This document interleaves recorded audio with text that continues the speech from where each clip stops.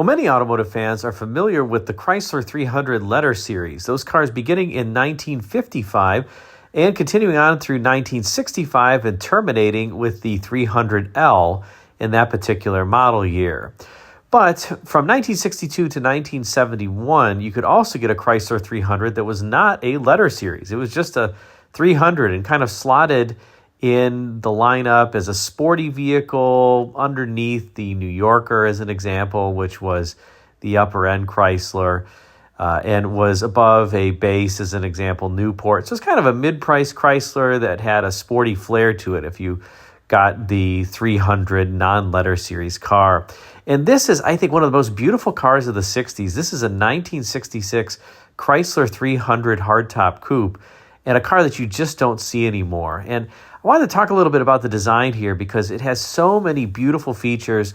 A lot of people, when they talk about Chrysler design being at the forefront, talk about the Exner eras and really the cars of 1957 and 1958, 1959. We won't necessarily say 1960, 61, and 62, although those are Exner era cars.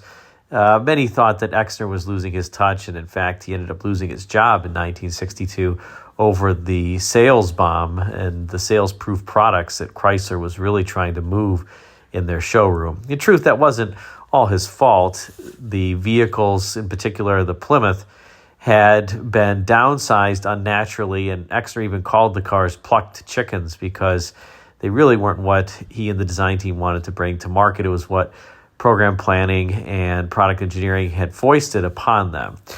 In any case, I digress. Let's get back to this 1966 Chrysler 300. So that was the Exner era.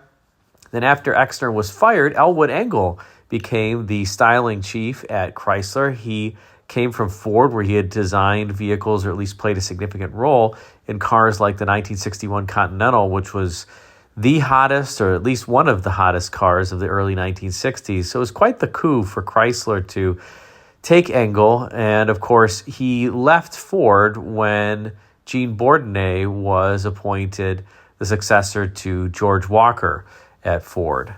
So with Bourdonnais' appointment at Ford, Engel would depart and head over to Chrysler, where he would construct some of the most beautiful designs, I think, of the 1960s, particularly the late 60s, early 70s. We've talked previously about some of the fuselage-era cars from 1969 to 1973, that I think are stunningly gorgeous. Maybe not the best built, but let's talk about this 1966 300 that bridges that gap between the Exner-era cars and those fuselage-era cars that have an extremely smooth body side section. It's almost like the roof continues on into the body side as one surface, like a monocoque type style body. Here, the 66 300 is the exact antithesis of that in so many ways. And what I love about this 66 300 is it's kind of got some dated cues, but also it's very futuristic at the same time. It's really hard to pin down from a design standpoint, but I have to say I think it's a masterpiece. First, let's start with the front end of this vehicle, and I'm looking at a different 300 here just to talk about a little bit different one. But you'll notice that there are some features kind of that 61 Continental here, those blade-like fenders with the chrome molding that tops them. Of course, the molding here extends all the way down the car, just like the Lincoln did, but the rest of the car is very different, I would say, from the Lincoln in a number of aspects, but it does have some similarities. So you have those bladed fenders that here, as opposed to being just straight up and down at the leading edge, have a bit of a slant to them to kind of give this car the look of motion up front and complement that W-shaped front end that you see. So if you look at the front end from a bird's eye view or a plan view, you'll notice it has this W shape to it. That was very popular in the 1960s. And you have a grill, kind of a wall-to-wall grill with a blade in the middle of it to provide a little bit of visual theater. And the mid-century modern Chrysler block lettering up front, giving this overall sense of width to the vehicle. A little bit of almost a biplane bumper. I hate to call it a biplane bumper, but it kind of looks like it a little bit to me. I do love how the bumper, though, form continues into the fender just behind where the bumper terminates. I think that's a beautiful detail on these cars. And as we look down the side of the vehicle, we have something that was rather unusual, at least for this time frame, particularly if you contrast the style of this car versus General Motors vehicles, where, like on the 1966 Tornado, as I mentioned, with reference to the Chrysler fuselage era cars, that 66 Tornado has almost this unbroken surface from the roof as it curves down into the body side. Here you have a form where that roof and the glass is almost sitting on top of a flat piece of sheet metal, if you will. It's almost like it was plopped down on there, and it's significantly narrower than the widest part of the door. You have the shoulder that really runs down the entire vehicle, and the A-pillars and the C-pillars and the B-pillar are all inboard of that shoulder. That has a little bit of similarity to that 61 Continental, which had a shoulder, but more of a concave shoulder to it, almost like a little pocket in between where that brightwork molding was and the window.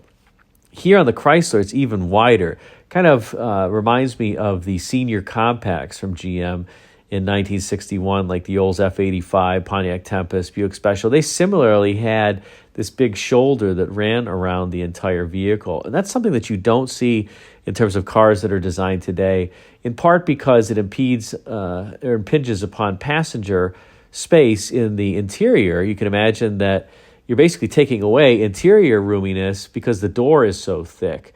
And in packaging today's vehicles, that's just not viewed as something that's advantageous. Of course, when you have a car like this that's almost 80 inches wide, well, I guess you can have a little bit of room to spare. But what I especially love about that shoulder is that it sets up the body for some beautiful surfacing underneath that piece of brightwork molding. Notice how the body then tips inward, and you have this concave surface that is formed, and the body's basically throwing a shadow on itself, creating a low light on the body side to contrast with that brightwork molding. Then it tips to a convex surface, a radius, and this whole body side has this barrel shape to it before it meets that lower piece of brightwork, and then it just tucks in underneath that toward the lower end of the vehicle. What an absolutely fantastic design. I just love that shoulder coupled with the brightwork contrasting against that concave surface that throws a shadow on the body beneath that piece of brightwork. Then this barrel-shaped convex surface beneath that runs the entire length of the car, almost as an unbroken theme. And I also love how that brightwork trim, as it heads toward the rear, kind of dives downward a little bit, just at a beautiful, gently sloping arc. God, what a beautiful car. Now, one detail that we really couldn't see from that particular angle, but take a look at this hood, and you have this very flat surface that's creating this liquid-like reflection of the backdrop, but then it's broken by this scalloped out section with a very distinctive crease that goes around it, almost like a little bit of a Pontiac arrowhead to some degree, that breaks up the monotony of an otherwise smooth surface in the middle of it. I think, again, just a fine detail for the front end of this car. And as we transition around to this rear three-quarter view, notice that deck lid, you could basically just land a helicopter on it. But it's so simple and elegant. You don't really have a W shape, so to speak, here. You almost have a W shape. You have, obviously, the quarters similar to the front of the car that are pulled all the way out. And I love how the tail lamps also wrap around and become part of that quarter panel detail with these very thin chrome blades inset into the tail light.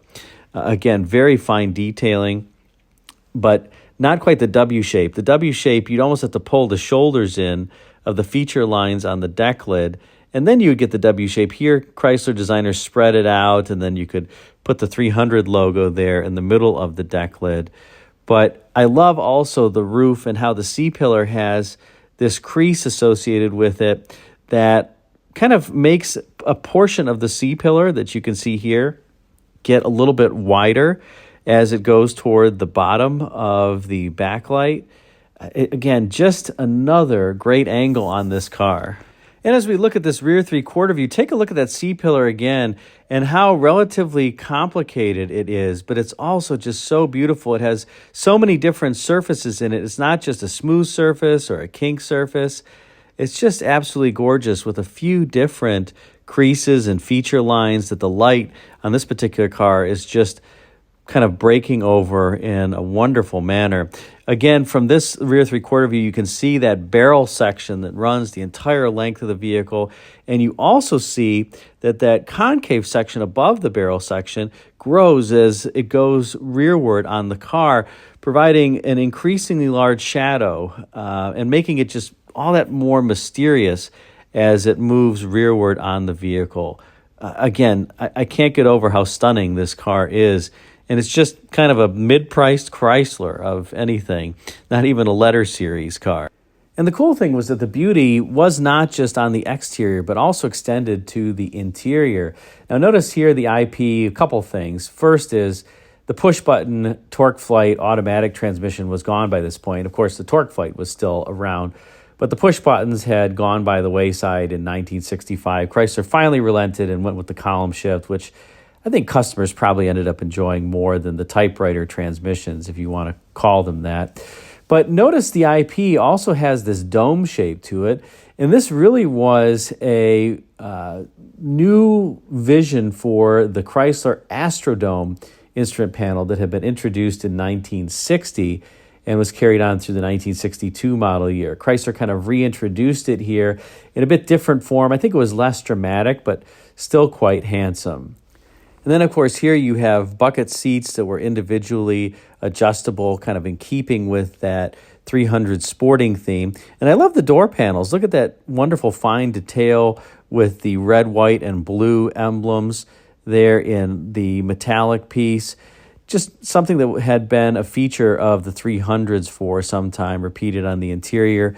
Aside from that Astrodome panel, I will acknowledge that the IP is a bit plain, but certainly has this very linear theme to it that lends this view that the interior is quite wide. And like I said, it was, but it's not quite as wide as if the car didn't have those distinctive shoulders that I mentioned previously. And here's another view of a different 300 with the seats. I just wanted to show how detailed Chrysler was in their interior. Take a look at the seat backs and that beautiful piece of bright work that surrounds the seat back itself. Something you just don't see in cars today. Now the seats and the seat backs, maybe you're lucky if they're trimmed in plastic. Back in the day for a mid-price car, you got something that was absolutely beautiful. Now, under hood in your Chrysler 300, you didn't have the letter series performance necessarily. The cars came standard with a 383 cubic inch motor with a 4-barrel carburetor, I believe making 325 horsepower. But you could get a 440 as optional equipment, or even the 440 TNT engine that came with a dual snorkel air cleaner, dual exhaust, a little bit hotter cam. So you could option up your Chrysler as you wanted. Of course, many were outfitted with the TorqueFlite automatic, Chrysler's excellent transmission. And this was 1966, so this was the last year of the single-chamber master cylinder, which you can see under hood. You'll also notice that Chrysler had an interesting way of holding their hood up, these torsional rods that you see near the firewall there, as opposed to the typical hood springs that you would see on many different vehicles.